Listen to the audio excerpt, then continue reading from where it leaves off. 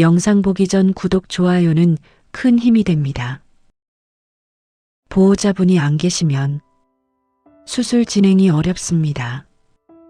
그 말을 듣는 순간 머릿속이 새하얘졌습니다.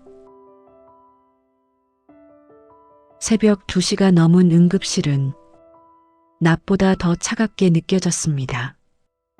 형광등 불빛은 희미하게 떨리고 있었고 어디선가 소독약 냄새가 계속 올라왔습니다.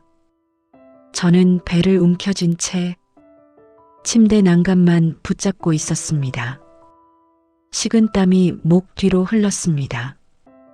간호사는 다시 한번 조심스럽게 물었습니다. 보호자분 연락 가능하실까요? 저는 떨리는 손으로 휴대전화를 찾았습니다. 큰아들 번호를 눌렀습니다. 전화 연결음은 오래갔지만 끝내 받지 않았습니다. 둘째 아들에게도 걸어봤습니다. 하지만 마찬가지였습니다. 시간이 늦어서겠지, 자는 거겠지. 저는 그렇게 스스로를 달랬습니다. 며느리에게 전화를 걸까 하다가 한참 망설였습니다.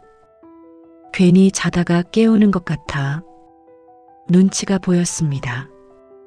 늙는다는 건 참 이상합니다. 평생 자식 키울 때는 밤새 열이 나도 없고 병원 뛰어갔는데 막상 부모가 아프면 전화 한 통 거는 것도 미안해집니다. 응급실 커튼 너머에서는 다른 보호자들 목소리가 들렸습니다. 어머니 물 드세요. 아버지 괜찮으세요? 그 평범한 말들이 왜 그렇게 부럽던지 모르겠습니다. 저는 괜히 이불 끝만 만지작거렸습니다. 손끝이 참 차가웠습니다. 1시간쯤 지났을까? 겨우 큰아들에게 전화가 왔습니다. 저는 급히 전화를 받았습니다. 아들.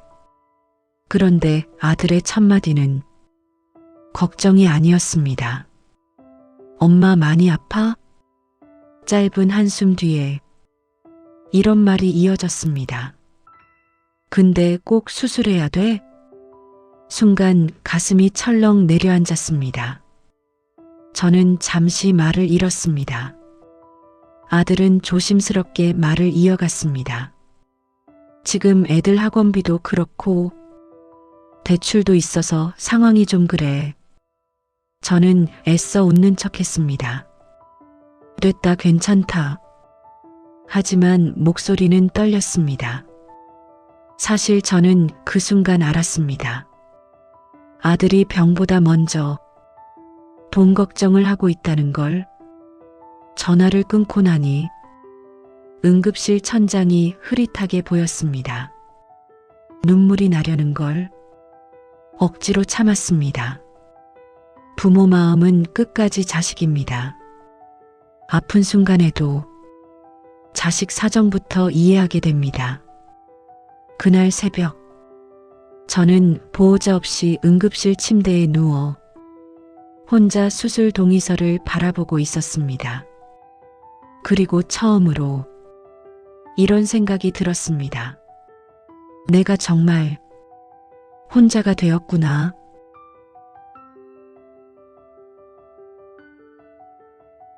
다음 날 아침, 병실 창문에는 비가 내리고 있었습니다. 회색 하늘 아래로 빗물이 천천히 흘러내렸습니다. 저는 결국 입원을 했습니다. 수술 날짜는 급하게 잡혔지만 아직 보호자 동의가 남아 있었습니다. 간호사는 몇 번이나 보호자 연락이 필요하다고 말했습니다. 하지만 저는 계속 괜찮다고만 했습니다. 괜히 병원 사람들 앞에서 창피해지고 싶지 않았습니다. 점심 무렵이 되어서야 큰아들과 며느리가 병실에 들어왔습니다. 며느리는 비에 젖은 가방을 털며 작게 한숨부터 쉬었습니다. 병원 주차가 너무 힘드네요. 큰아들은 휴대전화만 들여다보고 있었습니다. 저는 괜히 미안해져서 먼저 웃었습니다. 바쁜데 오느라 힘들었지. 하지만 며느리 표정은 그리 밝지 않았습니다. 병실 안에는 미역국 냄새와 약 냄새가 섞여 있었습니다. 옆 침대 보호자는 어머니 죽을 식혀드리고 있었고 멀리서는 카트 끄는 소리가 들렸습니다. 그 평범한 병실 풍경 속에서 우리 가족만 이상하게 차가웠습니다. 의사가 들어와 설명을 시작했습니다. 수술은 어렵지 않지만 연세가 있어 회복을 지켜봐야 한다고 했습니다. 간병도 필요할 수 있다고 했습니다. 그 말을 듣는 순간 며느리 얼굴이 굳어졌습니다. 아들은 조용히 물었습니다. 간병 오래 해야 합니까? 의사는 담담하게 대답했습니다. 상황에 따라 다르지만 며칠은 보호자 도움이 필요할 수 있습니다. 그때부터였습니다. 병실 공기가 조금씩 달라진 게 며느리는 한참 말이 없었습니다. 아들은 계속 계산기를 두드리듯 휴대전화만 만졌습니다. 저는 괜히 눈치가 보여 이불만 고쳐 덮었습니다. 잠시 뒤 며느리가 조심스럽게 입을 열었습니다.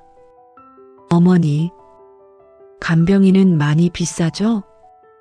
그 말이 참 서러웠습니다. 제 걱정보다 벌써 간병비 걱정을 하는 것 같았습니다. 하지만 저는 또 괜찮다고 했습니다. 내가 빨리 일어나면 되지. 그 말을 하면서도 가슴 한쪽이 먹먹했습니다. 평생 가족 챙기며 살았는데 늙고 병드니까 내가 짐이 된 것 같은 기분이 들었습니다. 늙는다는 건 참 서러운 일입니다. 그날 오후 아들은 잠깐 바람 좀 쐬고 오겠다며 나갔습니다. 며느리도 아이 학원 전화가 있다며 따라 나갔습니다. 병실에는 저 혼자 남았습니다. 창밖에서는 비가 더 세게 내리고 있었습니다. 저는 병실 문만 바라봤습니다. 혹시 금방 들어올까 싶어서. 하지만 1시간이 지나도 두 사람은 돌아오지 않았습니다.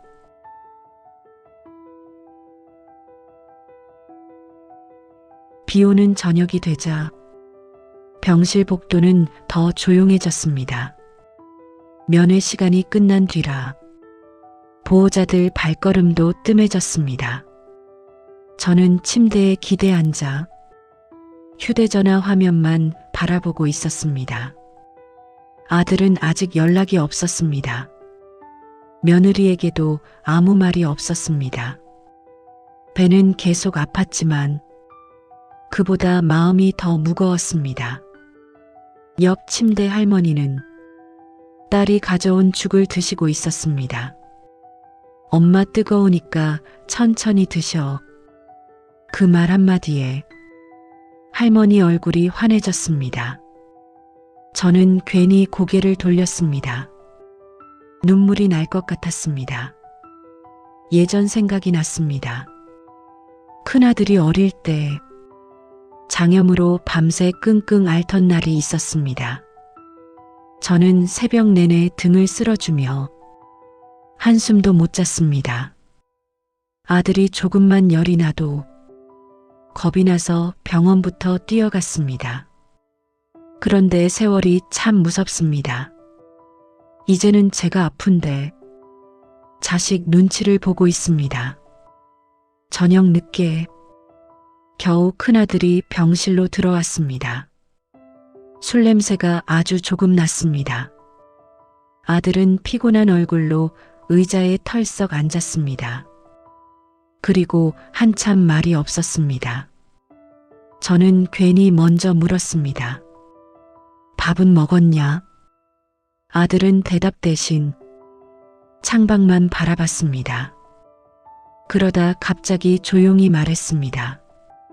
엄마, 수술 꼭 해야 돼? 저는 멍하니 아들을 바라봤습니다. 아들은 작게 한숨을 쉬었습니다. 솔직히 나도 너무 힘들어. 회사도 그렇고 애들도 그렇고. 그 말 끝에 차마 입 밖으로 꺼내지 못한 부담이 느껴졌습니다. 저는 애써 웃었습니다. 됐다. 엄마 그냥 버틸게.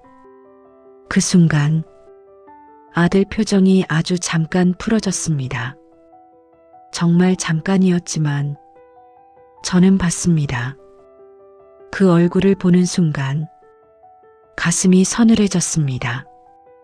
아들은 제가 수술을 포기하길 바라고 있었습니다. 부모 마음은 참 이상합니다. 그걸 알면서도 아들이 편했으면 좋겠다는 생각부터 듭니다. 잠시 뒤 간호사가 병실로 들어왔습니다. 보호자분, 환자분 상태가 생각보다 안 좋습니다. 오늘 안으로 결정하셔야 합니다. 병실 공기가 무겁게 가라앉았습니다. 아들은 아무 말도 하지 않았습니다. 한참 침묵 끝에 아들이 낮은 목소리로 물었습니다. 수술비 많이 나와요? 다음 날 새벽, 병실 창문 사이로 희미한 빛이 들어왔습니다. 밤새 거의 잠을 이루지 못했습니다. 복도에서는 간병인들 발소리가 계속 오갔고 멀리서 기침 소리가 들렸습니다.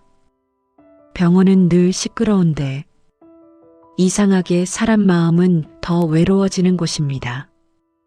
저는 새벽 5시쯤 혼자 링거를 바라보고 있었습니다. 투명한 수액이 천천히 떨어지는 걸 보고 있으니 문득 이런 생각이 들었습니다. 내 인생도 저렇게 조금씩 바닥나고 있구나. 간호사는 혈압을 재고 조용히 나갔습니다. 그 뒤로 병실 안은 다시 조용해졌습니다. 저는 휴대전화를 열었다 닫기를 반복했습니다. 큰아들에게 문자를 써볼까 하다가 몇 번이나 지웠습니다. 괜히 부담 줄까봐, 괜히 또 한숨 쉴까봐. 늙으면 말 한마디도 눈치를 보게 됩니다. 아침 식사가 나왔지만 거의 손도 대지 못했습니다. 식은 미역국 냄새가 올라왔습니다. 숟가락을 들 힘도 없었습니다. 그때 옆 침대 할머니 딸이 들어왔습니다. 보온병에서 따뜻한 죽을 덜어주며 천천히 어머니 등을 받쳐드렸습니다. 별거 아닌 장면인데 괜히 눈물이 핑 돌았습니다. 예전엔 저도 저랬습니다. 남편 병간호할 때 병실 바닥에서 쪽잠 자며 물수건 갈아주고 등을 두드려줬습니다. 자식들 아플 때는 더 했습니다. 새벽 응급실을 몇 번이나 뛰었는지 모릅니다. 그런데 정작 제가 늙고 아프니까 곁에 남는 사람이 없었습니다. 늙는다는 건 조용히 밀려나는 일인지도 모릅니다. 오전이 지나도 아들은 오지 않았습니다. 점심 무렵이 되어서야 며느리 혼자 병실에 들어왔습니다. 며느리는 병실 의자에 앉자마자 가방에서 영수증 몇 장을 꺼냈습니다. 병원비 예상 금액이 적혀 있는 종이였습니다. 한참 종이를 들여다보던 며느리는 작게 한숨을 내쉬었습니다. 저는 괜히 눈치를 보며 괜찮다고 먼저 말했습니다. 괜히 미안했습니다. 아픈 것도 죄처럼 느껴졌습니다. 며느리는 잠시 머뭇거리더니 조심스럽게 말을 꺼냈습니다. 간병이 길어지면 아이들 돌보는 게 걱정된다는 이야기였습니다. 남편 회사도 요즘 어렵고 대출 이자도 많이 올라서 솔직히 겁이 난다는 말도 덧붙였습니다. 틀린 말은 아니었습니다. 다 사는 게 힘드니까요. 그래서 더 마음이 무너졌습니다. 저는 또 괜찮다고 했습니다. 병원에 오래 안 있겠다고, 금방 퇴원하겠다고 말했습니다. 그 말을 하는데 목 안쪽이 뜨겁게 타들어갔습니다. 며느리는 잠시 안도한 얼굴을 지었습니다. 아주 잠깐이었지만 저는 그 표정을 잊을 수가 없었습니다. 그날 오후 수술 동의서가 다시 제 앞에 놓였습니다. 저는 한참 동안 그 종이만 바라보고 있었습니다. 비는 하루 종일 그칠 줄 몰랐습니다. 창밖은 흐렸고 병실 안 공기도 축축하게 가라앉아 있었습니다. 저는 검사 때문에 혼자 휠체어를 타고 복도를 지나고 있었습니다. 간병인이 없는 환자들은 대부분 그렇게 혼자 움직였습니다. 검사실 앞 의자에 앉아 있는데 갑자기 어지럼증이 밀려왔습니다. 식은땀이 등에 붙었습니다. 간신히 벽을 짚고 숨을 고르는데 멀리서 보호자들이 부르는 소리가 들렸습니다. 누군가는 물을 건네받고 누군가는 어깨를 기대고 있었습니다. 그 평범한 장면들이 왜 그렇게 부러운지 모르겠습니다. 저는 괜히 손등만 문질렀습니다. 차갑고 마른 손이었습니다. 예전 시장에서 일할 때는 손에 늘 온기가 있었습니다. 겨울 새벽마다 어묵 국물 끓이고 채소 상자 나르며 살았습니다. 손이 갈라져도 자식들 먹이고 공부시키는 재미로 버텼습니다. 큰아들 대학 등록금 날에는 혼자 시장 화장실에서 울기도 했습니다. 기뻐서 울었습니다. 내 자식만큼은 고생 안 하고 살길 바랐습니다. 그런데 사람 마음이 참 허망합니다. 평생 다 주고 살아도 늙고 병들면 짐이 될까 먼저 걱정하게 됩니다. 검사를 마치고 병실로 돌아왔을 때 아들이 와 있었습니다. 하지만 얼굴이 무거웠습니다. 한참 동안 말없이 앉아있던 아들은 작게 한숨을 쉬었습니다. 회사에 휴가 내는 것도 눈치가 보이고 아이들 학원도 계속 밀리고 있다는 이야기였습니다. 그 말 속에는 지친 마음이 그대로 묻어 있었습니다. 저는 아무 말도 할 수 없었습니다. 아들을 원망하려다가도 또 이해가 갔습니다. 그래서 부모는 더 서럽습니다. 미워해야 하는데 끝내 자식을 이해하게 됩니다. 잠시 뒤 아들은 병실 밖으로 나가 전화를 받았습니다. 문이 살짝 열린 틈으로 작은 목소리가 들려왔습니다. 수술을 꼭 해야 하냐는 말, 회복이 오래 걸리면 곤란하다는 말, 간병인을 쓰면 돈이 너무 든다는 말. 저는 모른 척 창밖만 바라봤습니다. 빗물이 창문을 타고 흘러내렸습니다. 그 물줄기를 보고 있으니 제 인생도 같이 흘러내리는 기분이 들었습니다.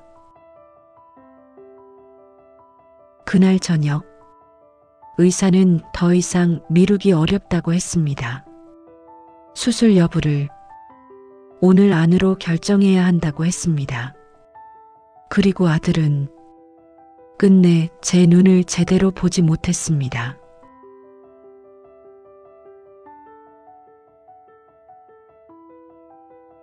밤이 깊어질수록 병실은 더 조용해졌습니다. 천장 형광등 불빛 아래 환자들 숨소리만 희미하게 들렸습니다.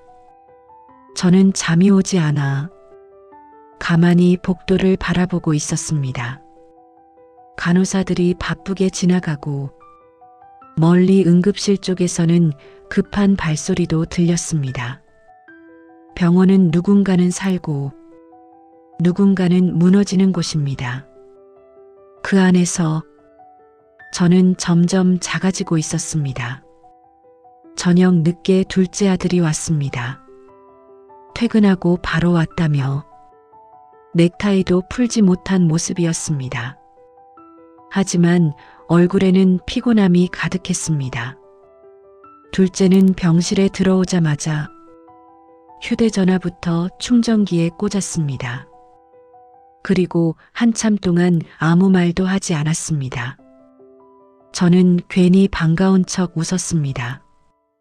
얼굴이라도 보니 좋았습니다. 하지만 둘째는 병실 공기를 견디기 힘들어하는 눈치였습니다. 약 냄새와 환자 신음소리, 축 처진 침대 커튼들. 젊은 사람들은 병원을 오래 못 버팁니다. 잠시 뒤 둘째는 조심스럽게 말을 꺼냈습니다.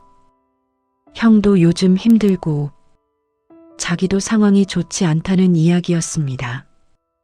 아이 학원비며 생활비며 숨이 막힌다고 했습니다. 저는 그 말을 가만히 들었습니다. 틀린 말은 하나도 없었습니다. 그래서 더 서글펐습니다. 결국 사람은 자기 삶이 먼저니까요.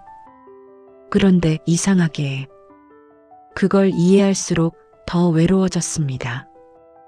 둘째는 한참 망설이다가 수술 후 회복 기간이 얼마나 되냐고 물었습니다.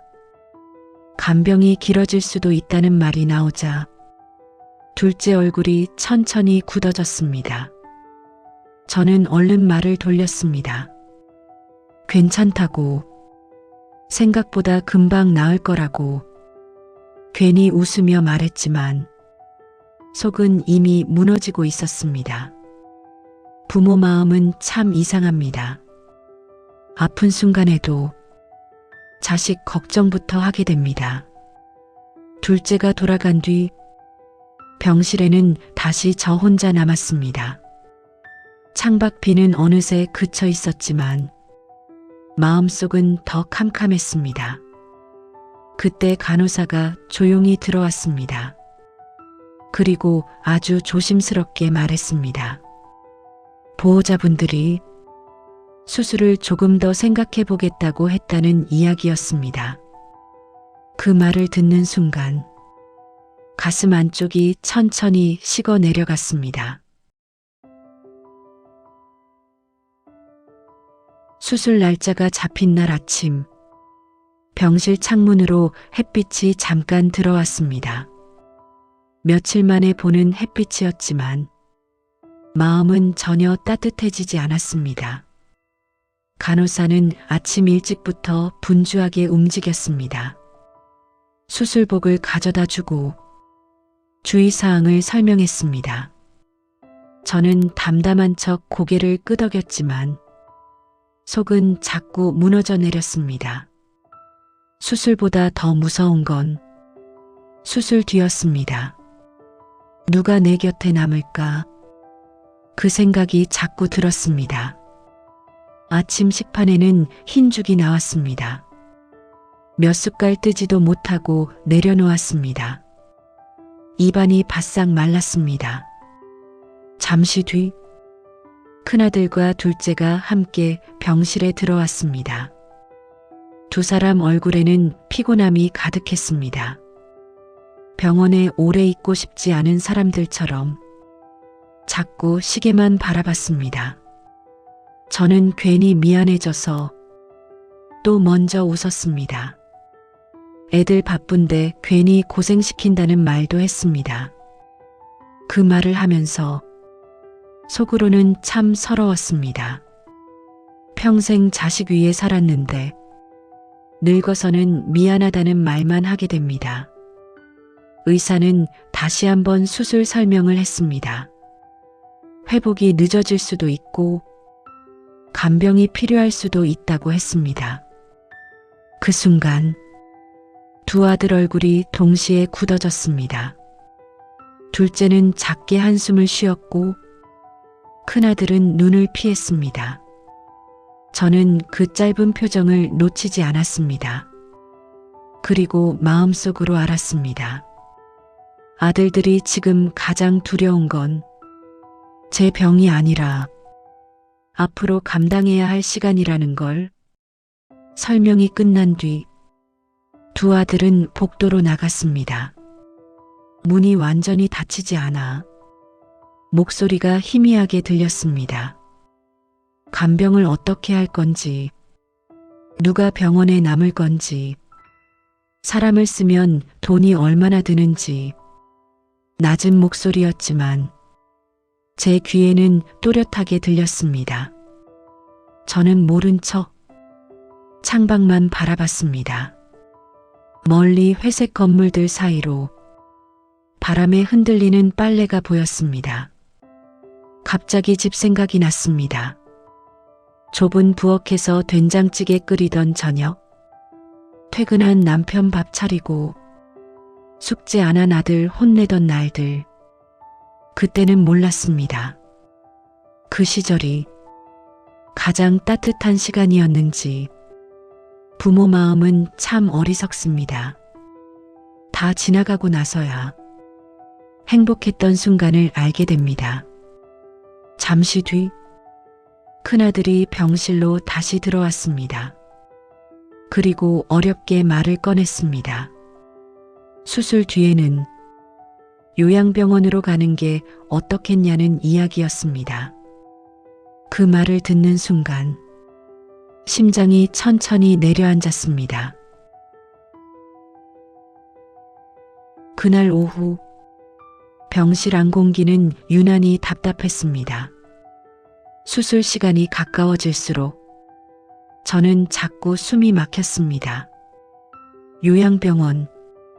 아들이 꺼낸 그 말이 머릿속에서 떠나질 않았습니다. 물론 이해는 갔습니다. 다들 먹고 살기 바쁘고 아이들도 키워야 하니까요. 하지만 사람 마음이라는 게 그렇지 않습니다. 자식 입으로 요양병원 이야기를 듣는 순간 갑자기 내가 버려질 사람처럼 느껴집니다. 저는 괜찮은 척 물을 한 모금 마셨습니다. 하지만 손이 계속 떨렸습니다. 병실 TV에서는 낮 드라마가 나오고 있었고 복도에서는 카트 끄는 소리가 지나갔습니다.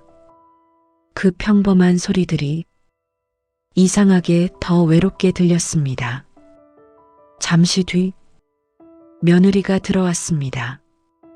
며느리는 과일 봉투를 내려놓으며 웃는 얼굴을 만들었습니다. 하지만 눈 밑에는 짙은 피곤함이 내려앉아 있었습니다. 저는 괜히 또 미안해졌습니다. 며느리도 힘들겠지. 아이들 챙기랴 집안일 하랴. 얼마나 바쁠까. 그래서 더 서러웠습니다. 끝까지 자식들 편부터 들게 되니까요. 며느리는 병실 의자에 앉아 한참 말을 고르더니 조심스럽게 입을 열었습니다. 회복이 길어지면 집에서 모시기 어려울 수도 있다는 이야기였습니다. 아이들도 어리고 남편 회사도 불안해서 현실적으로 걱정이 많다고 했습니다. 차갑게 말한 건 아니었습니다. 오히려 조심스럽게 이야기했습니다. 그래서 더 아팠습니다. 대놓고 미워하면 차라리 쉬운데 현실적인 말들은 마음을 더 무너뜨립니다. 저는 괜찮다고 했습니다. 병원에 오래 있지 않겠다고, 금방 걸어서 집에 갈 거라고 웃었습니다. 하지만 그 말을 하는데 눈물이 자꾸 차올랐습니다. 며느리는 잠시 휴대전화를 보다가 아이들 학원 시간이 됐다며 먼저 일어났습니다. 병실 문이 닫히고 나자 갑자기 정적이 밀려왔습니다. 저는 천천히 침대 난간을 붙잡았습니다. 그리고 처음으로 겁이 났습니다. 수술이 잘못될까봐가 아니라 수술 뒤에도 나를 기다리는 사람이 없을까봐. 늙는다는 건 참 무서운 일입니다. 몸보다 먼저 마음 둘 곳이 사라집니다. 그날 저녁, 간호사는 수술 전 마지막 검사 준비를 했습니다. 그리고 보호자 서명이 아직 남았다고 조심스럽게 말했습니다. 저는 한참 침묵하다가 겨우 큰아들 번호를 눌렀습니다. 하지만 전화기 너머에서는 한동안 연결음만 길게 이어졌습니다.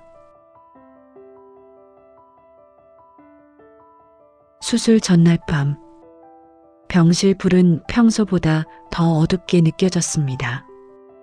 옆 침대 환자는 이미 잠들어 있었고 복도에서는 간호사 발소리만 조용히 지나갔습니다. 저는 잠이 오지 않아 천장만 바라보고 있었습니다.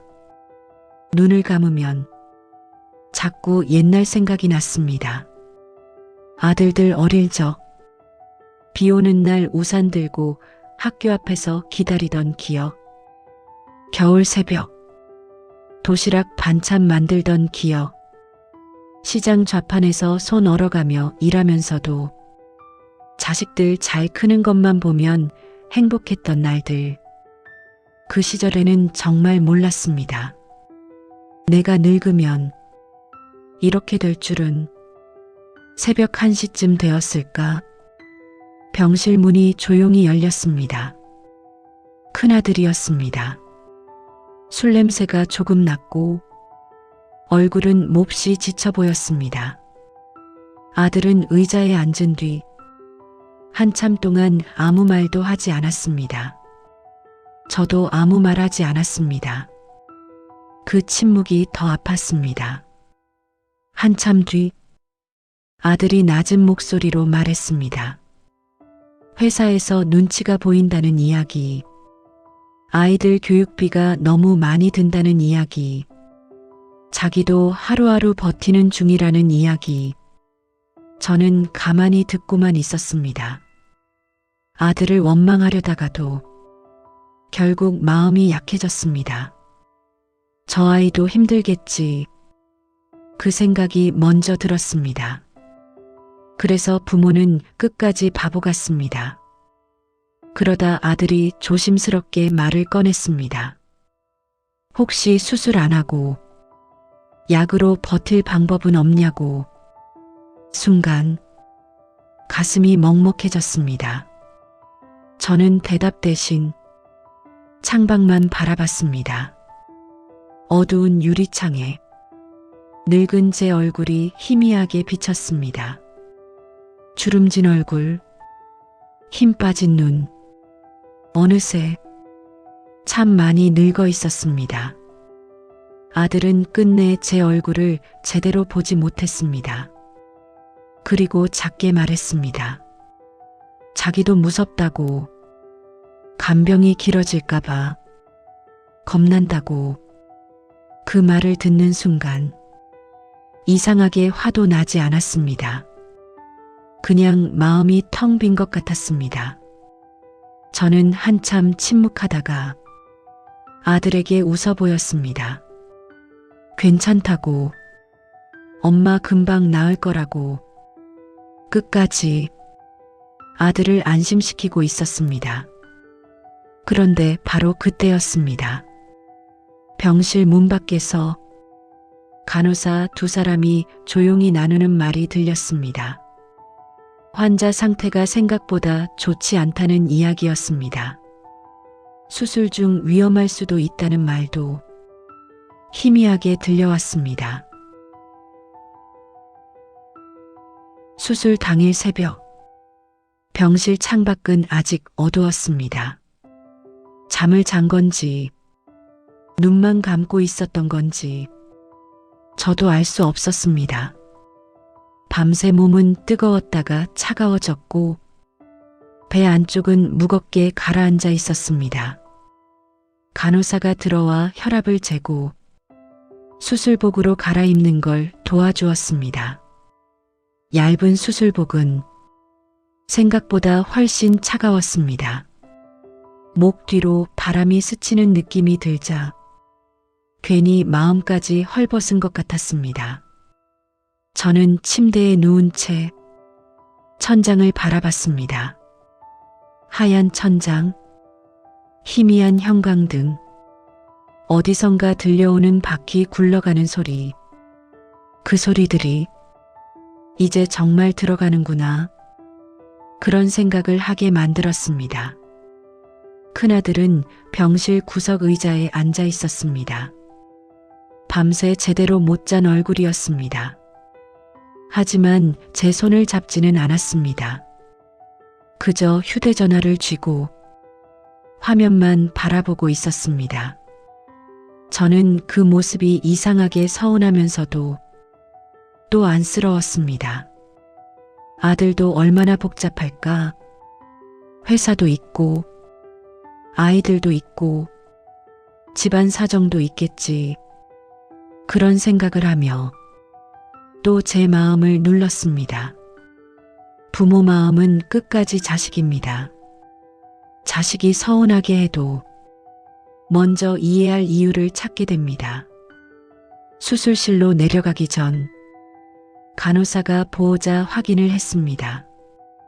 큰아들은 그때서야 고개를 들었습니다. 서류에 사인을 하는 손이 조금 떨리는 것 같았습니다.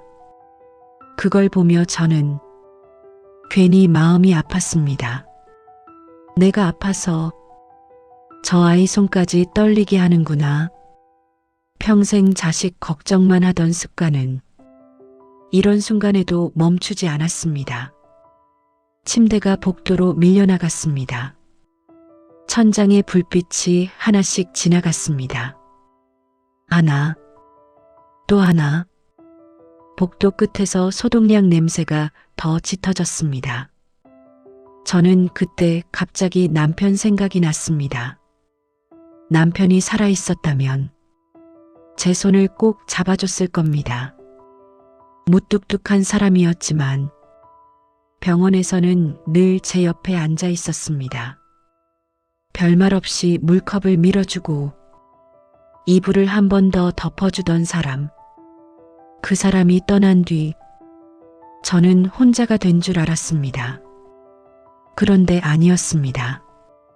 진짜 혼자는 아플 때 알게 되는 것이었습니다. 수술실 앞에 도착했을 때 큰아들이 가까이 다가왔습니다. 무슨 말을 하려는 듯 했지만 끝내 아무 말도 하지 못했습니다. 저는 아들에게 웃어 보였습니다. 괜찮다는 뜻이었습니다. 걱정하지 말라는 뜻이었습니다. 하지만 마음속으로는 한마디만 듣고 싶었습니다. 엄마 무사히 나와. 그 말 하나면 됐습니다. 그런데 아들은 끝까지 그 말을 하지 못했습니다. 수술실 문이 열리고 찬 공기가 밀려왔습니다.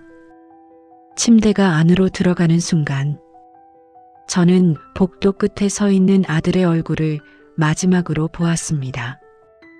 그 얼굴에는 걱정보다 두려움이 더 많아 보였습니다. 그리고 저는 처음으로 이런 생각을 했습니다. 혹시 내가 깨어나지 못해도 저 아이는 조금은 편해질까?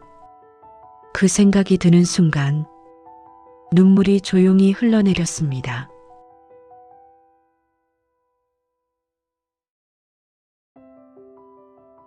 수술실 안은 너무 밝았습니다. 눈을 제대로 뜨기 어려울 만큼 하얀 불빛이 얼굴 위로 쏟아졌습니다.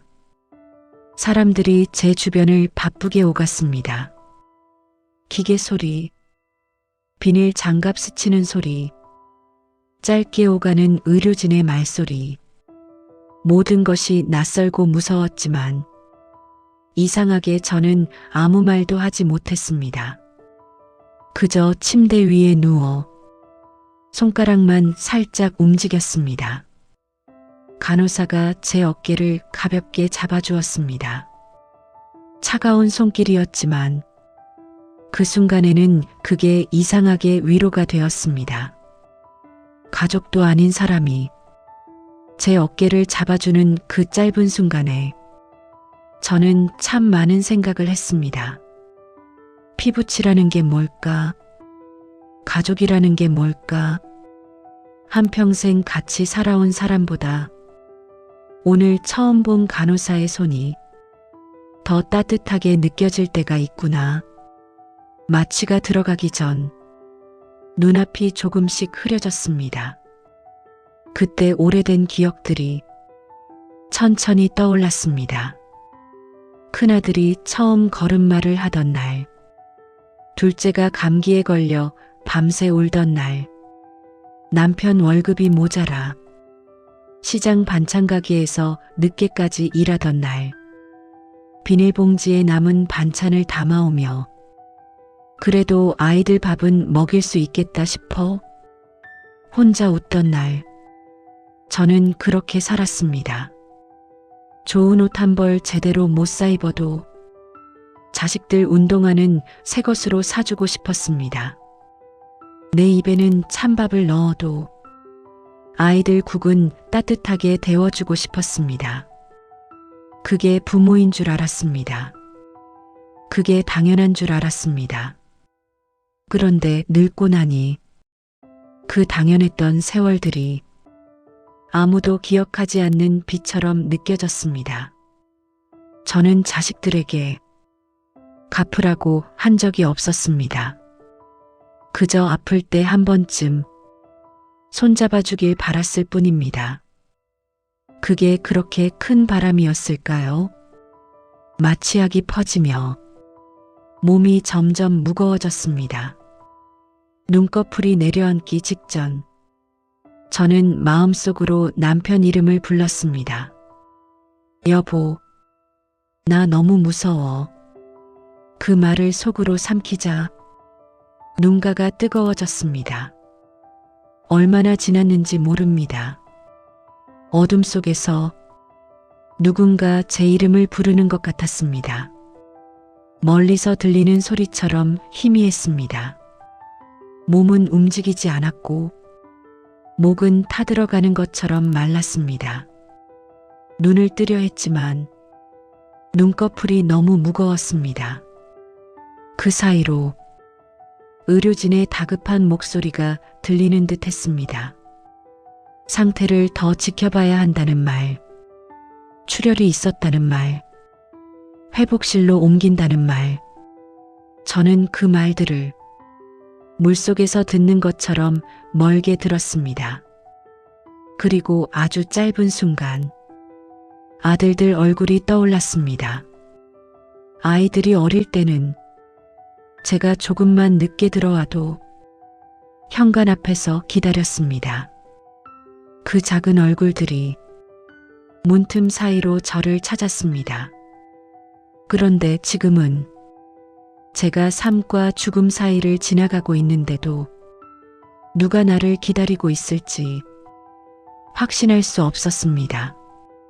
그 생각이 마취보다 더 깊게 저를 가라앉혔습니다.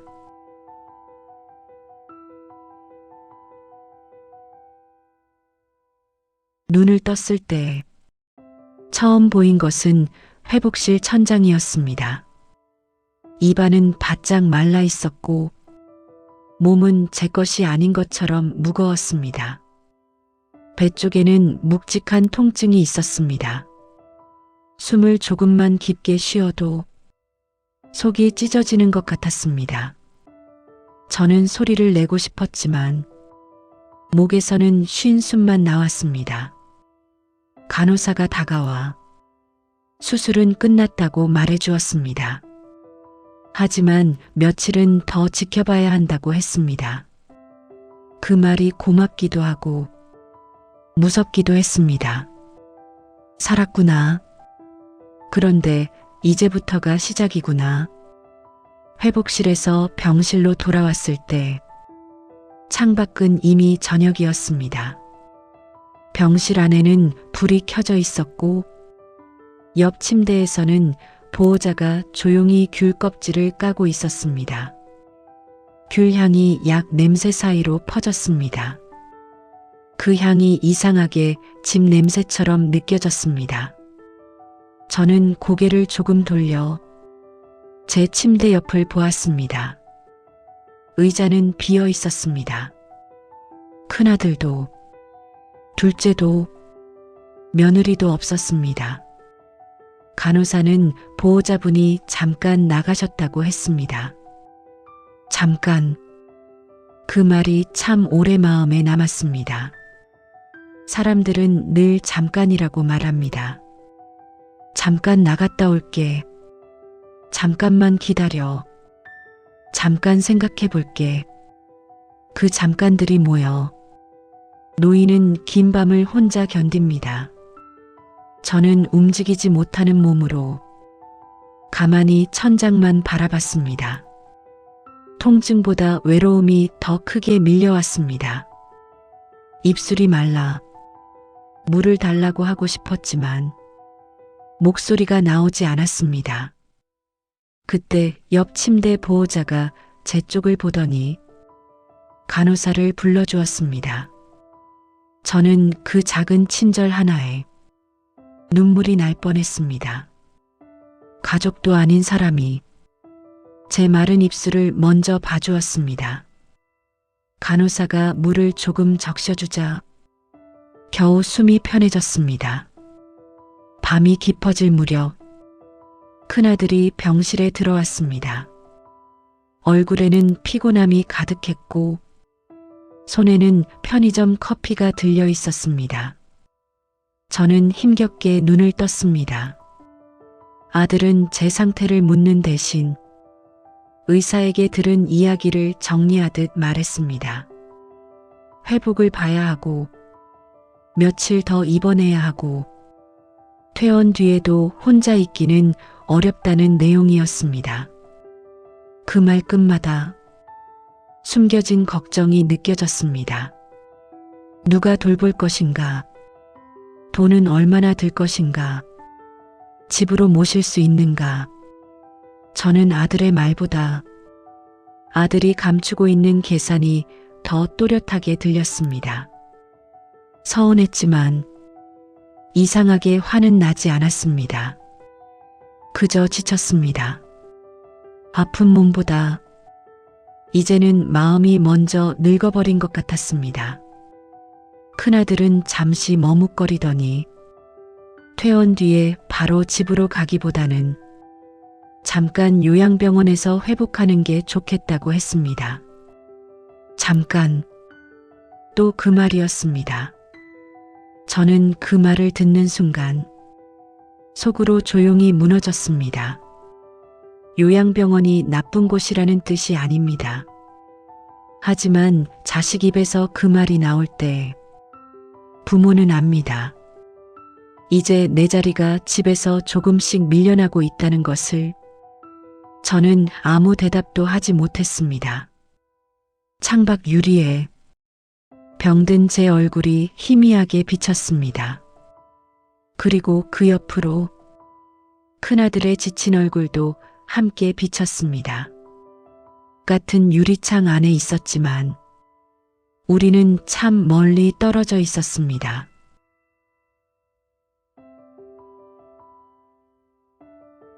다음 날 아침, 병실 창문 사이로 흐린 햇빛이 들어왔습니다. 밤새 거의 잠을 이루지 못했습니다. 수술은 끝났지만 몸은 여전히 무거웠고 배 안쪽은 조금만 움직여도 찢어질 듯 아팠습니다. 간호사가 아침 약을 가져다 주며 회복은 천천히 될 거라고 말했습니다.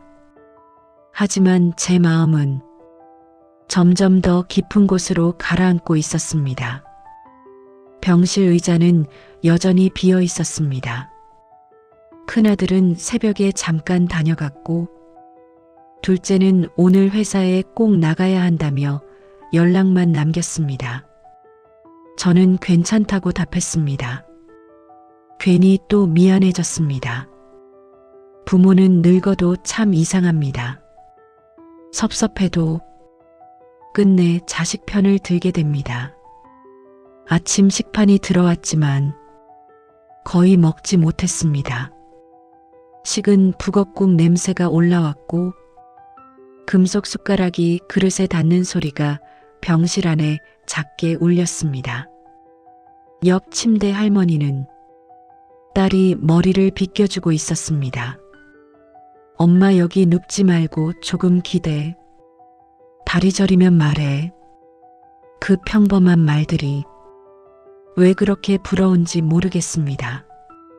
저는 괜히 창밖만 바라봤습니다.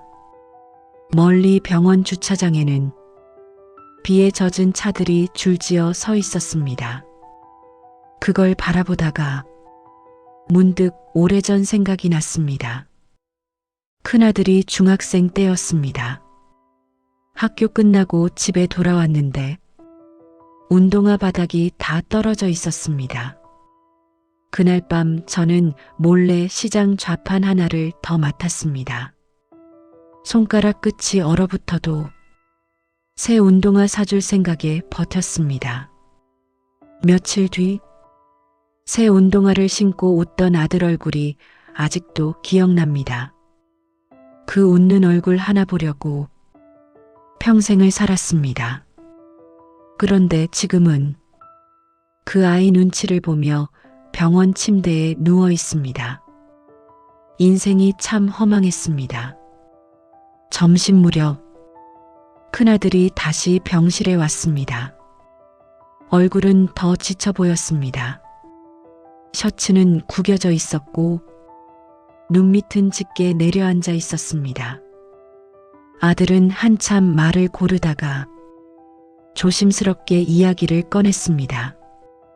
퇴원 후 혼자 계시는 건 위험할 수도 있다는 이야기, 집에서 간병은 현실적으로 어렵다는 이야기, 결국 다시 요양병원 이야기가 나왔습니다.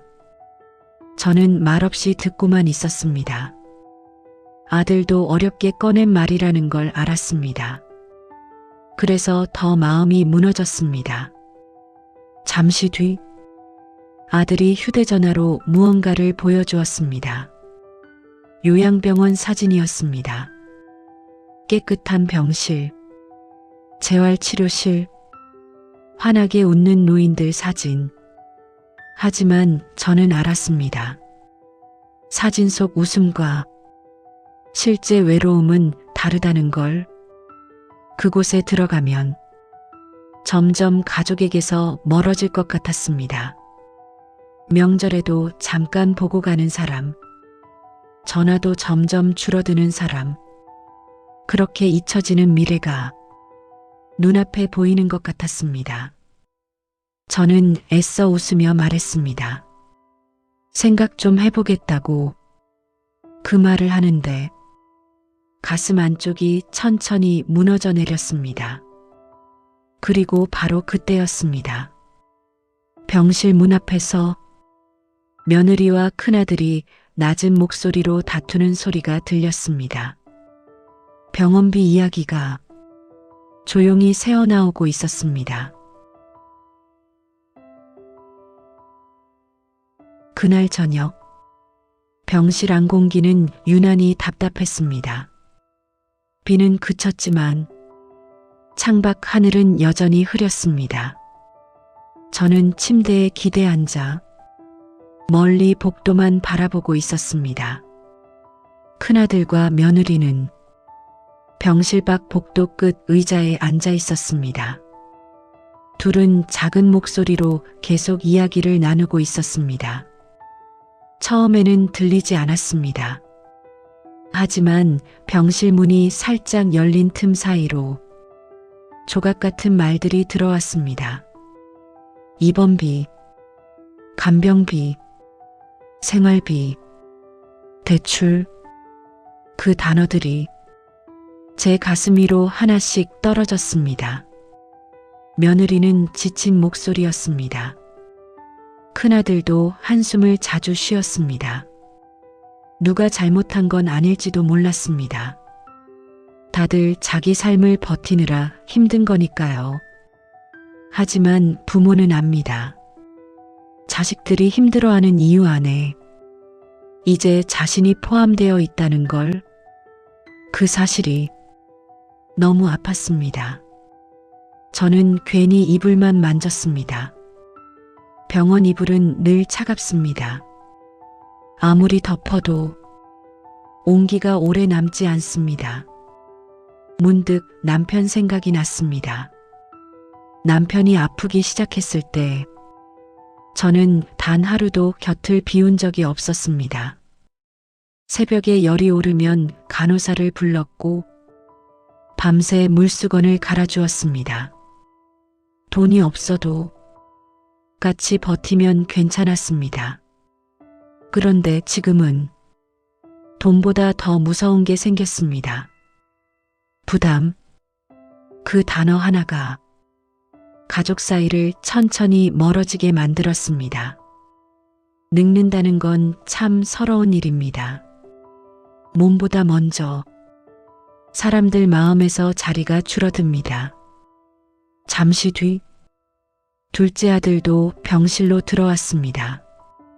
퇴근하고 바로 온 얼굴이었습니다. 하지만 병실에 들어오는 순간부터 어색함이 느껴졌습니다. 둘째는 한참 동안 서 있다가 천천히 의자에 앉았습니다. 그리고 어렵게 말을 꺼냈습니다. 형 혼자 감당하기엔 너무 힘들 것 같다는 이야기였습니다. 자기도 돕고 싶지만 상황이 쉽지 않다는 말도 덧붙였습니다. 저는 조용히 고개만 끄덕였습니다. 그 말을 듣는데 이상하게 화가 나지 않았습니다. 그저 슬펐습니다. 내가 오래 살아버렸구나. 그 생각이 처음 들었습니다. 그 순간 병실 TV에서는 저녁 뉴스가 흘러나오고 있었습니다. 앵커 목소리는 밝았지만 제 마음은 점점 어두워졌습니다. 저는 갑자기 집에 가고 싶어졌습니다. 좁아도 좋고 혼자여도 좋았습니다. 익숙한 냄새 나는 내 집, 남편 사진이 있는 거실, 베란다 화분, 그곳에서 조용히 늙고 싶었습니다. 그런데 이제는 그 집조차 마음대로 돌아갈 수 없는 처지가 되어버렸습니다. 잠시 뒤 간호사가 들어와 보호자 상담 이야기를 꺼냈습니다. 퇴원 후 계획을 정해야 한다는 말이었습니다. 그 순간 병실 안 공기가 무겁게 가라앉았습니다. 그리고 큰아들이 천천히 고개를 숙인 채 입을 열었습니다. 집으로 모시는 건 현실적으로 어려울 것 같다고 했습니다. 그 말을 들은 순간 시간이 잠시 멈춘 것 같았습니다. 병실 안 모든 소리가 멀어지는 느낌이었습니다. 간호사 설명도, TV 소리도, 복도 발소리도 아무것도 귀에 들어오지 않았습니다. 저는 한동안 아무 말도 하지 못했습니다. 큰아들도 고개를 들지 못했습니다. 둘째 역시 입술만 가만히 깨물고 있었습니다. 며느리는 말없이 바닥만 바라보고 있었습니다. 누가 나쁜 사람인 건 아니었습니다. 다들 힘들게 살고 있었고 다들 버티며 살아가고 있었습니다. 그래서 더 슬펐습니다. 미워할 사람조차 없다는 게 저는 천천히 창밖으로 시선을 돌렸습니다. 병원 건물 사이로 늦은 저녁 불빛들이 켜지고 있었습니다. 저 불빛 아래에도 누군가는 가족과 밥을 먹고 누군가는 웃고 있겠지. 그 평범한 풍경이 왜 그렇게 멀게 느껴지는지 모르겠습니다. 저는 한참 동안 손등 위 주름만 바라봤습니다. 언제 이렇게 늙었을까? 언제 이렇게 힘이 없어졌을까? 예전엔 시장 쌀포대도 번쩍 들었는데 이제는 물컵 하나 들 힘도 부족했습니다. 세월은 참 무섭습니다. 사람 몸도 바꾸고 가족의 거리도 바꿔버립니다. 잠시 뒤 큰아들이 떨리는 목소리로 말했습니다. 혼자 계시다 또 쓰러지시면 더 위험할 수 있다고. 요양병원은 잠깐만 계시는 거라고. 상황 정리되면 다시 모시겠다고. 저는 그 말을 조용히 들었습니다. 하지만 압니다. 사람 마음이라는 건 한번 멀어지기 시작하면 다시 가까워지기 어렵다는 걸. 요양병원은 잠깐일 수도 있습니다. 하지만 어떤 부모에게는 거기가 마지막 집이 되기도 합니다. 그 생각을 하자 가슴 안쪽이 먹먹해졌습니다. 부모 마음은 참 미련합니다. 서운해도 끝까지 자식을 걱정합니다. 저 아이들도 얼마나 힘들까, 얼마나 버거울까, 그 생각부터 드니까요. 저는 애써 웃으며 괜찮다고 말했습니다. 엄마 괜찮다고, 걱정하지 말라고. 그 말을 하는데 눈물이 먼저 흘러내렸습니다. 큰아들은 급히 고개를 돌렸습니다. 둘째는 아무 말 없이 창밖만 바라봤습니다. 병실 안에는 긴 침묵만 남았습니다. 그 침묵 속에서 저는 천천히 깨닫고 있었습니다. 이제 내 삶은 가족 중심에서 조금씩 밀려나고 있다는 걸. 그리고 그 순간 병실 문이 열리며 한 명의 노인이 천천히 들어왔습니다. 같은 병실세 환자였습니다. 그 노인은 제 얼굴을 가만히 바라보더니 조용히 이런 말을 했습니다.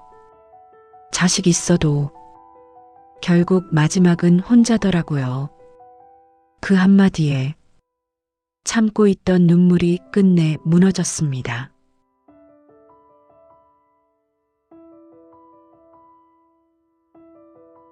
퇴원하는 날 아침, 병원 창문 밖으로 맑은 햇빛이 들어왔습니다. 며칠 만에 보는 밝은 날씨였지만 제 마음은 전혀 가볍지 않았습니다. 간호사는 퇴원약을 설명했고 큰아들은 계산서를 정리하느라 분주했습니다. 병실 안은 어수선했지만 이상하게 제 마음은 더 조용해졌습니다. 이제 집으로 가는 게 아니었습니다. 요양병원으로 가는 길이었습니다. 큰아들은 계속 괜찮을 거라고 말했습니다. 재활만 조금 하고 몸 회복되면 다시 집으로 모시겠다고 했습니다. 저는 고개만 끄덕였습니다. 그 말을 믿고 싶었습니다. 하지만 마음 한구석에서는 이미 알고 있었습니다. 사람 마음은 한번 멀어지기 시작하면 다시 예전으로 돌아가기 어렵다는 걸. 병원 복도를 지나며 저는 천천히 주변을 바라봤습니다. 응급실 앞 의자, 커피 자국 남은 창틀, 밤마다 들리던 발소리. 짧은 시간이었지만 그곳에는 제 외로움이 그대로 남아 있었습니다. 엘리베이터 안거울에 제 얼굴이 비쳤습니다. 수술 뒤라 얼굴은 더 야위어 있었고 눈빛도 많이 지쳐 있었습니다.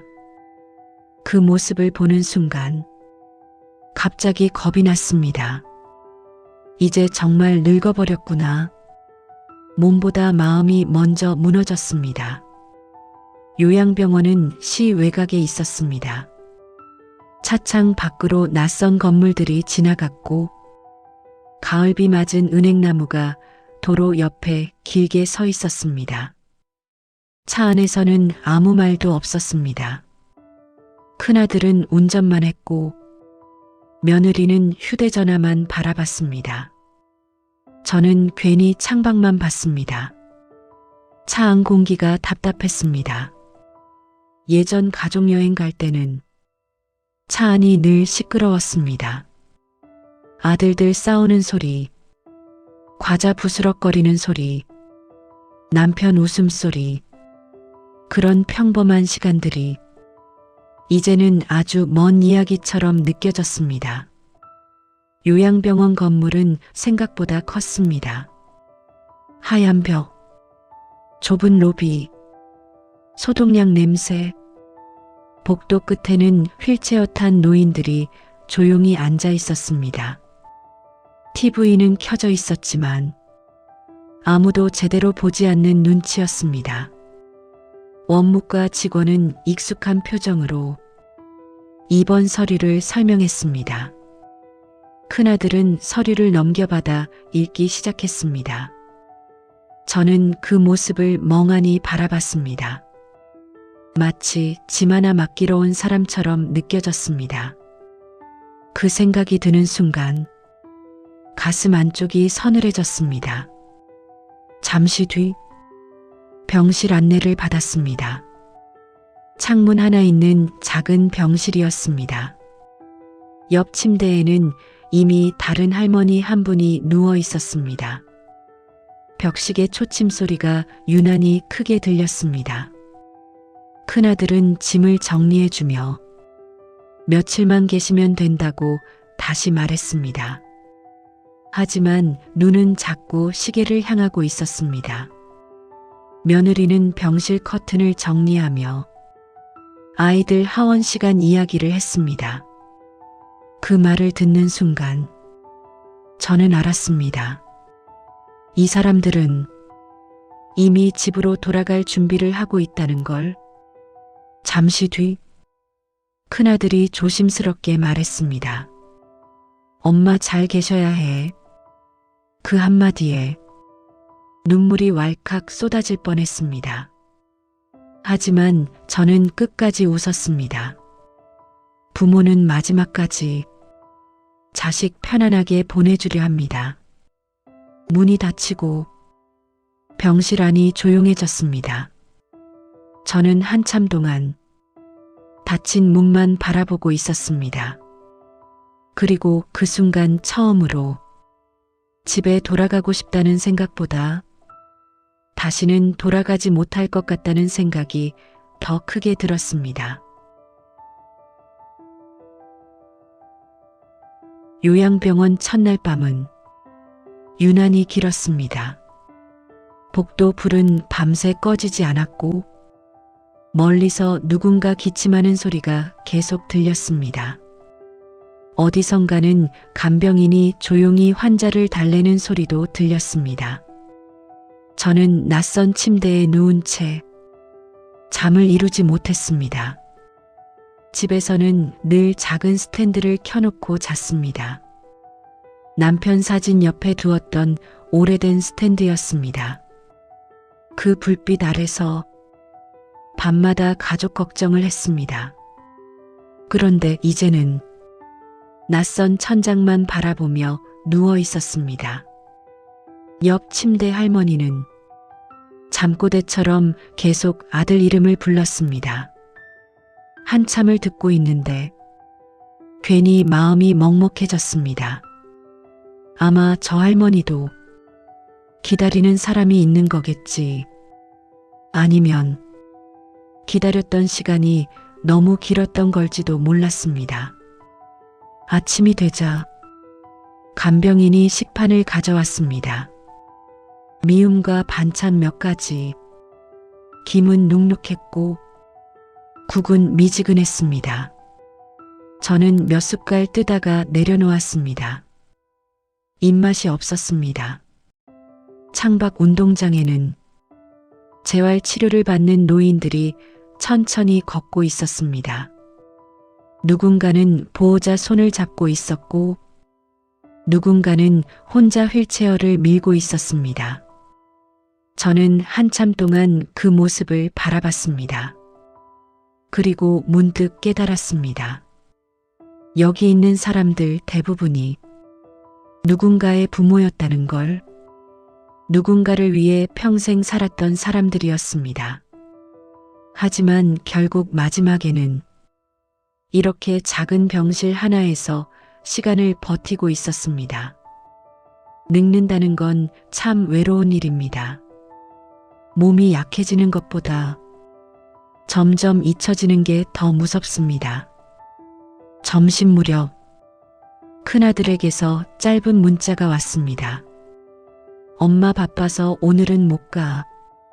저는 괜찮다고 답했습니다. 정말 괜찮아서가 아니라 그 말밖에 할 수 없었습니다. 잠시 뒤 옆 침대 할머니는 딸이 다녀갔습니다. 귤도 까주고 손도 잡아주고 갔습니다. 문이 닫힌 뒤 그 할머니는 귤 하나를 저에게 건넸습니다. 저는 괜찮다고 했지만 할머니는 억지로 제 손에 쥐어주었습니다. 혼자 먹으면 맛없어. 그 말을 듣는 순간 눈물이 날 뻔했습니다. 가족도 아닌 사람이 제 외로움을 먼저 알아봤습니다. 저녁이 되자 병실 창밖으로 노을이 내려앉았습니다. 주황빛 햇살이 창틀에 걸렸지만 병실 안은 여전히 쓸쓸했습니다. 저는 휴대전화를 몇 번이나 켰다 껐다 했습니다. 혹시 전화가 올까봐, 혹시 손주 사진이라도 보내줄까봐. 하지만 화면은 조용했습니다. 그리고 그날 밤 저는 처음으로 이런 생각을 했습니다. 혹시 내가 여기서 사라져도 세상은 생각보다 조용히 흘러가겠구나. 요양병원에 온 지 일주일쯤 지났을 때였습니다.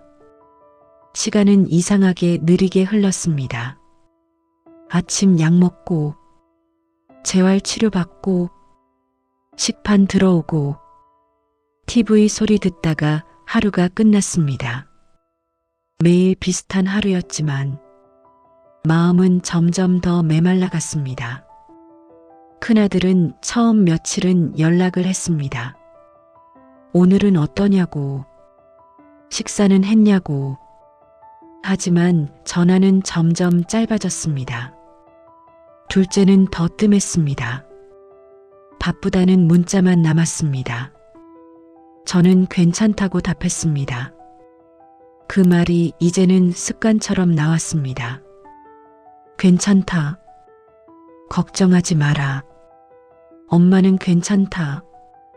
하지만 사실은 하루 종일 사람 목소리가 그리웠습니다. 병실 안에는 늘 TV가 켜져 있었지만 웃음소리는 거의 없었습니다. 어떤 할아버지는 창밖만 하루 종일 바라봤고 어떤 할머니는 보호자 이름을 중얼거리다 잠들었습니다. 그리고 밤이 되면 병실마다 조용한 한숨소리가 들렸습니다. 저는 점점 말수가 줄어들었습니다. 누군가 기다리는 것도 조금씩 지쳐갔습니다. 그러던 어느 날 오후였습니다.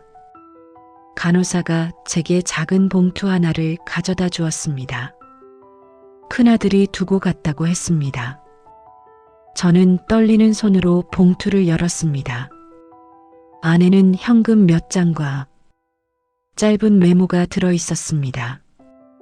엄마 필요한 거 있으면 쓰세요. 그 짧은 글씨를 보는 순간 가슴이 먹먹해졌습니다. 돈이 서러운 게 아니었습니다. 예전 같으면 아들은 제 손을 먼저 잡았을 겁니다. 엄마 괜찮냐고 물었을 겁니다. 그런데 이제는 돈이 마음 대신 들어와 있었습니다. 저는 한참 동안 그 봉투를 바라봤습니다.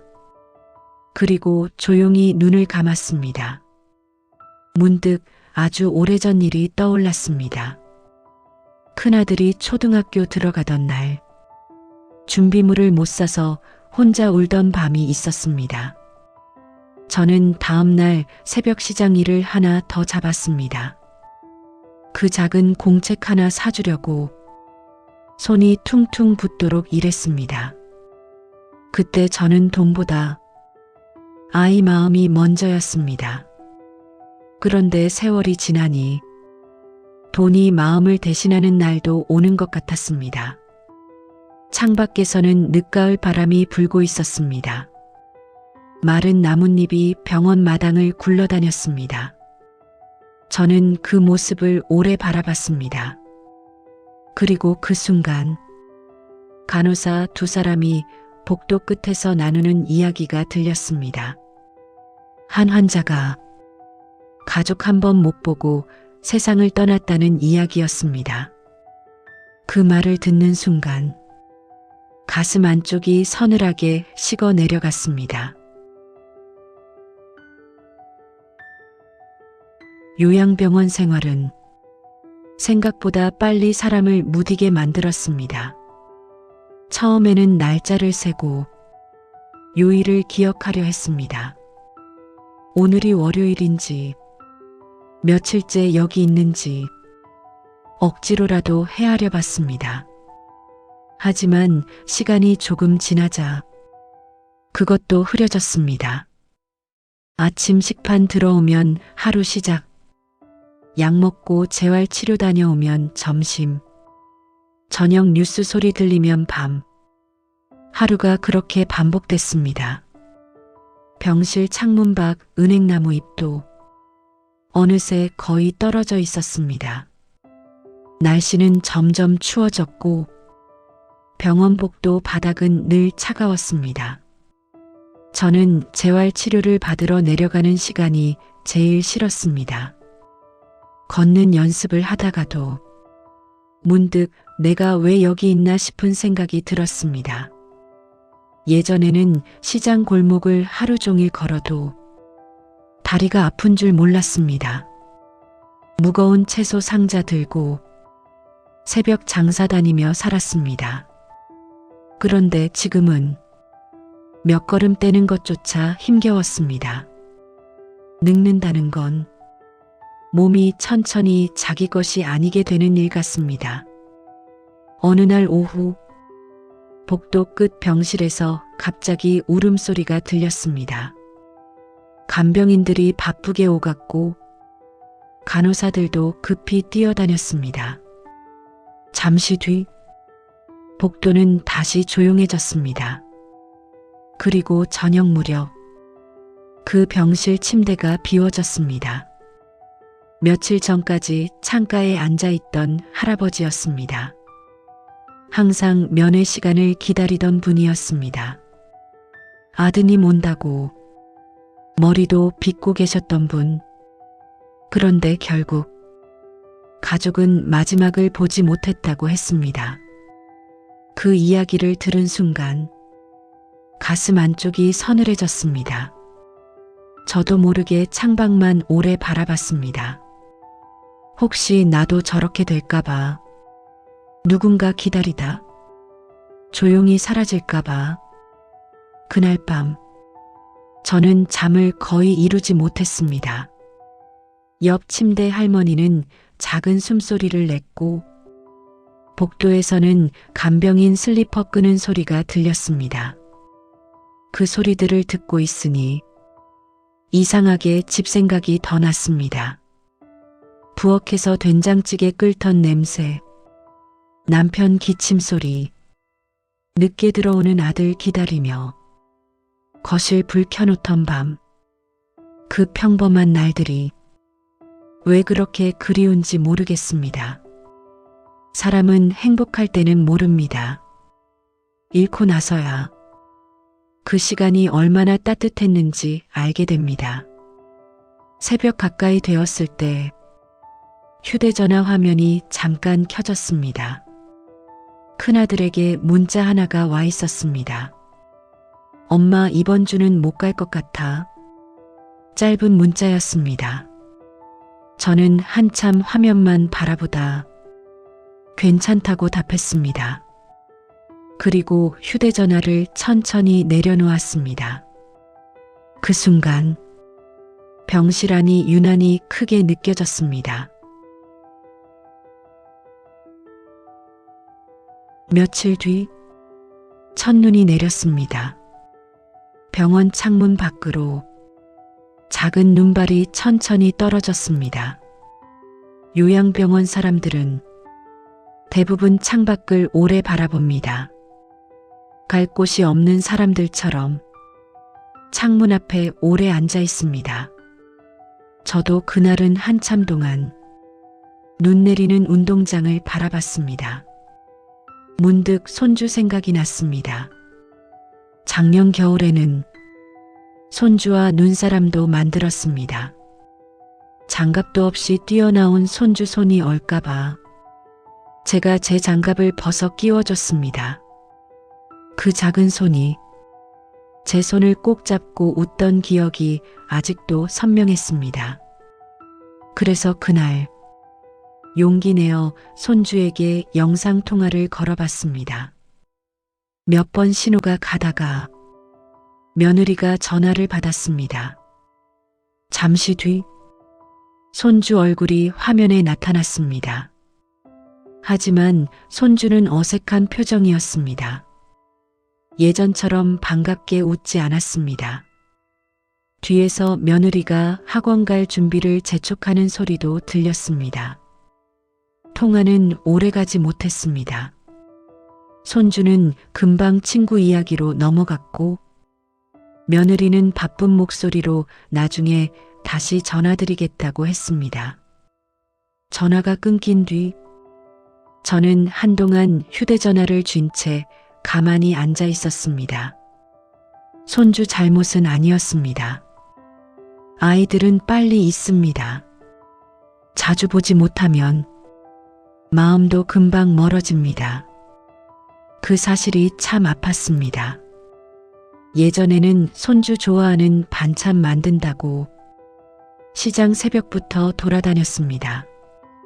장난감 하나 사주려고 용돈도 아껴 썼습니다. 그런데 이제는 영상통화 몇 분도 어려운 사이가 되어가고 있었습니다. 점심시간이 지나고 복도에서 캐럴 음악이 흘러나왔습니다. 벌써 연말이 가까워지고 있었습니다. 병원 로비 한쪽에는 작은 트리도 세워졌습니다. 반짝이는 전구 아래에서 몇몇 노인들이 멍하니 의자에 앉아 있었습니다. 그 모습을 보고 있으니 가슴이 먹먹해졌습니다. 집에서는 늘 연말이면 시끄러웠습니다. 전 부치는 냄새, 손주 뛰어다니는 소리, 귤 껍질 까는 소리. 그런데 올해는 병원 냄새 속에서 겨울을 보내고 있었습니다. 늙는다는 건 참 서러운 일입니다. 가족이 있어도 점점 계절을 혼자 보내게 됩니다. 저녁 무렵 간호사가 약을 가져다 주다가 제게 조심스럽게 말을 걸었습니다. 어머님, 아드님 바쁘신가 봐요. 그 한마디에 괜히 가슴이 철렁했습니다. 저는 급히 웃으며 괜찮다고 했습니다. 다들 사는 게 힘들다고, 자식들 고생한다고. 그런데 말하면서도 눈물이 자꾸 차올랐습니다. 간호사는 잠시 망설이다가 작은 귤 하나를 제 손에 쥐어주었습니다. 오늘은 좀 드세요. 그 순간 괜히 울고 싶어졌습니다. 가족보다 타인의 다정함이 더 크게 느껴지는 밤이 있었습니다. 연말이 가까워질수록 요양병원은 더 조용해졌습니다. 면회 오는 가족들도 줄어들었습니다. 다들 바쁜 시기였고 세상은 연말 분위기로 떠들썩했지만 병실 안시간은 늘 비슷하게 흘렀습니다. 어느 날 오후 복도 TV에서는 연말 특집 프로그램이 나오고 있었습니다. 화면 속 사람들은 웃고 있었지만 병실 안노인들 얼굴은 대부분 멍했습니다. 저는 창가에 앉아 하늘만 바라보고 있었습니다. 회색 구름 사이로 찬바람이 나뭇가지를 흔들고 있었습니다. 그때 간호사가 작은 상자 하나를 가져왔습니다. 큰아들이 두고 갔다고 했습니다. 안에는 과일 몇 개와 내복 한 벌이 들어 있었습니다. 새 내복에서는 마트 특유의 새 옷 냄새가 났습니다. 저는 그 내복을 한참 쓰다듬었습니다. 아들이 직접 골랐을까? 며느리가 산 걸까? 그걸 생각하면서도 이상하게 마음이 아팠습니다. 예전 같으면 아들은 제 손을 먼저 만졌을 겁니다. 엄마 춥지 않냐고 물었을 겁니다. 그런데 이제는 물건이 마음을 대신하고 있었습니다. 저는 조용히 상자를 정리했습니다. 그리고 그 안에서 작은 영수증 하나를 발견했습니다. 그 영수증 뒷면에는 큰아들 글씨로 짧은 메모가 적혀 있었습니다. 미안해 엄마. 그 글씨를 보는 순간 손끝이 떨렸습니다. 저는 한참 동안 그 짧은 문장만 바라봤습니다. 아들도 힘들었겠지. 버거웠겠지. 그 생각이 들자 마음이 또 무너졌습니다.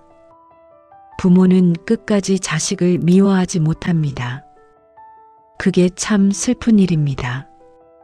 그날 밤 저는 처음으로 아들 어릴 적 사진을 꺼내봤습니다. 휴대전화 속 오래된 사진들이었습니다.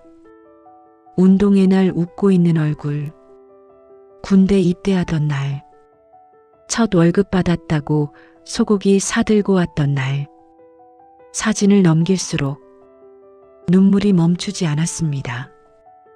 그리고 그 순간 문득 이상한 생각이 들었습니다.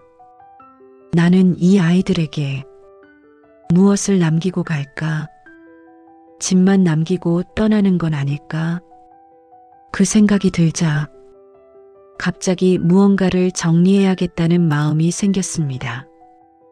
저는 천천히 병실 서랍을 열었습니다. 그리고 가장 안쪽 깊숙한 곳에서 오래된 통장 하나를 꺼냈습니다. 그 통장은 아주 오래된 것이었습니다. 겉표지는 닳아 있었고 모서리도 군데군데 해져 있었습니다. 저는 떨리는 손으로 통장을 천천히 펼쳤습니다. 안에는 오랫동안 조금씩 모아온 돈이 들어 있었습니다. 큰 돈은 아니었습니다. 시장일 끝나고 남은 돈, 생활비 아끼고 남긴 돈, 손주 용돈 덜 쓰고 모은 돈, 그렇게 몇만 원씩 넣어두었던 돈이었습니다. 저는 그 통장을 한참 바라봤습니다. 그리고 문득 웃음이 났습니다. 평생 이렇게 살았습니다. 내 거 쓰는 건 아까워도 자식 위에 남겨두는 건 아깝지 않았습니다. 통장 사이에는 작은 봉투 하나도 끼워져 있었습니다. 안에는 손주 이름이 적힌 적금 통장이 들어 있었습니다. 손주 대학 가면 보태주려고 몰래 만들어둔 것이었습니다. 예전부터 저는 손주만큼은 부족함 없이 크길 바랐습니다. 아들들 키울 때는 늘 돈이 부족했습니다. 학원 보내고 싶어도 못 보내고 운동화 하나 사는 것도 망설였습니다. 그래서 손주만큼은 조금 더 편하게 살길 바랐습니다. 저는 그 적금 통장을 쓰다듬다가 조용히 눈을 감았습니다. 그때 병실 문이 열렸습니다. 큰아들이었습니다. 아들은 평소보다 더 지쳐 보였습니다. 넥타이도 느슨했고 수염도 제대로 깎지 못한 얼굴이었습니다.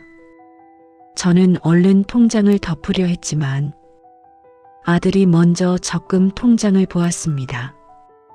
아들은 잠시 멈춰 서 있었습니다. 그리고 천천히 제 손에 들린 통장을 바라봤습니다. 손주 이름이 적힌 적금 통장. 그 순간 아들 얼굴이 천천히 굳어졌습니다. 저는 괜히 웃으며 말했습니다. 얼마 안 된다고.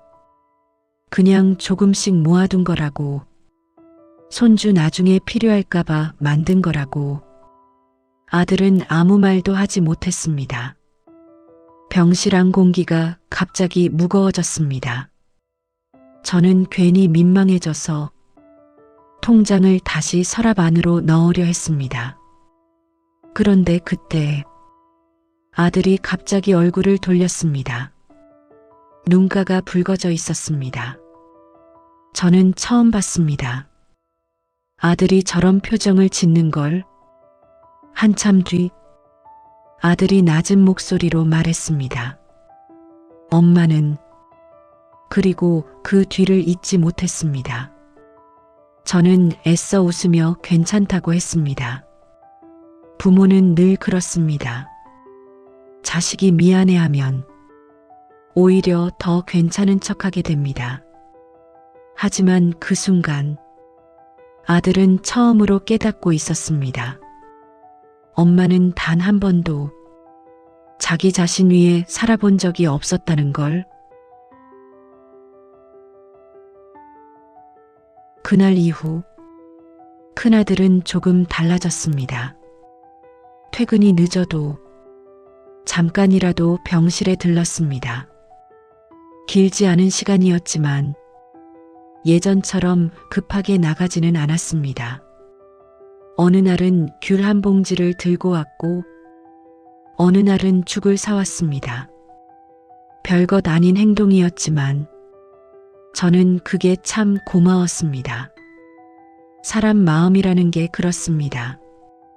아주 작은 다정함에도 금방 무너집니다. 그날 저녁 큰아들은 병실 창가에 한참 서 있었습니다. 창밖에는 눈이 조금씩 내리고 있었습니다. 요양병원 마당 가로등 아래로 하얀 눈발이 천천히 떨어졌습니다. 저는 그 뒷모습을 조용히 바라봤습니다. 예전에는 저 작은 등을 보며 살았습니다. 학교 보내고 군대 보내고 회사 보내며 살았습니다. 내 자식 잘 되는 것만 보면 세상 다 가진 것 같았습니다. 그런데 어느 순간부터 우리는 서로 너무 바빠졌습니다. 먹고 사는 일에 치이고 삶을 버티다 보니 마음 나눌 시간도 잃어버렸습니다. 늙는다는 건 자식이 미워지는 게 아닙니다. 그저 멀어지는 시간을 바라보게 되는 일입니다. 한참 뒤 큰아들이 제 옆에 앉았습니다. 그리고 아주 조용히 말했습니다. 며칠 전 요양병원 복도에서 저를 봤다고 했습니다. 혼자 식판 앞에 앉아 찬국을 떠먹고 있는 모습, 면회 시간 끝난 뒤에도 문 쪽만 바라보고 있는 모습, 그 모습을 보고 집에 돌아가는데 마음이 너무 무거웠다고 했습니다. 저는 괜찮다고 했습니다. 정말 괜찮아서가 아니라 또 아들 마음이 아플까봐 그랬습니다. 그런데 그 순간 아들이 갑자기 제 손을 잡았습니다. 거칠고 뜨거운 손이었습니다. 어릴 적 제 손을 잡고 시장 골목 걷던 작은 손이 어느새 이렇게 커져 있었습니다. 아들은 고개를 숙인 채 한참 말을 하지 못했습니다. 그리고 아주 힘겹게 말했습니다. 엄마, 미안해. 그 짧은 한마디에 참고 있던 마음이 무너졌습니다. 저는 괜찮다고 말하려 했지만 눈물이 먼저 흘러내렸습니다. 아들도 같이 울고 있었습니다. 병실 안은 조용했지만 그날만큼은 서로의 마음이 처음으로 들리는 것 같았습니다. 잠시 뒤 큰아들은 병실 서랍을 정리하다가 작은 수첩 하나를 발견했습니다. 그건 제가 오래전부터 써오던 메모장이었습니다. 안에는 시장 물건값도 적혀 있었고 손주 생일도 적혀 있었고 병원 약 먹는 시간도 적혀 있었습니다. 그 마지막 장에는 짧은 글이 남아 있었습니다. 아들들 힘들게 하지 말고 조용히 살다 가자. 그 문장을 읽는 순간 아들은 끝내 고개를 들지 못했습니다.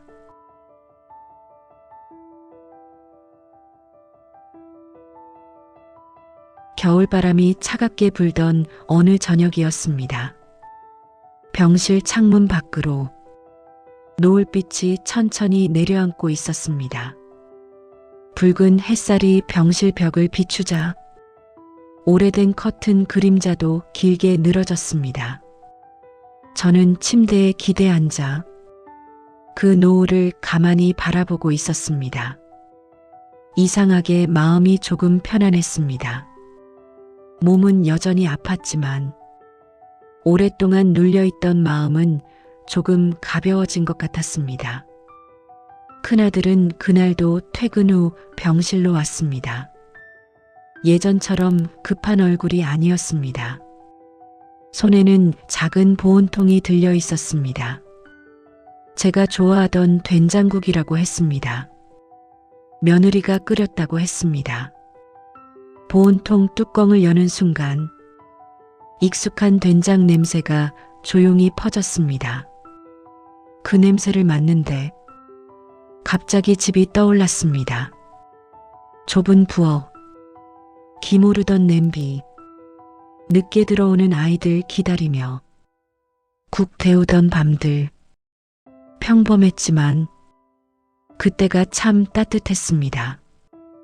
큰아들은 말없이 국을 식혀 제 앞에 놓아주었습니다. 저는 몇 숟갈 천천히 떠먹었습니다. 짜지도 않고 싱겁지도 않은 익숙한 맛이었습니다. 그 순간 괜히 눈물이 날 것 같았습니다. 사람은 결국 거창한 걸 원하는 게 아닙니다. 따뜻한 밥 한 끼, 누군가 기다려주는 마음, 그런 평범한 것들이 가장 오래 남습니다. 한참 뒤 큰아들이 조용히 입을 열었습니다. 퇴원하면 집으로 다시 모시겠다고 했습니다. 시간이 걸려도 이번에는 혼자 두지 않겠다고 했습니다. 저는 그 말을 듣고도 한동안 아무 말하지 못했습니다. 믿고 싶으면서도 괜히 또 기대했다가 상처받을까 두려웠습니다.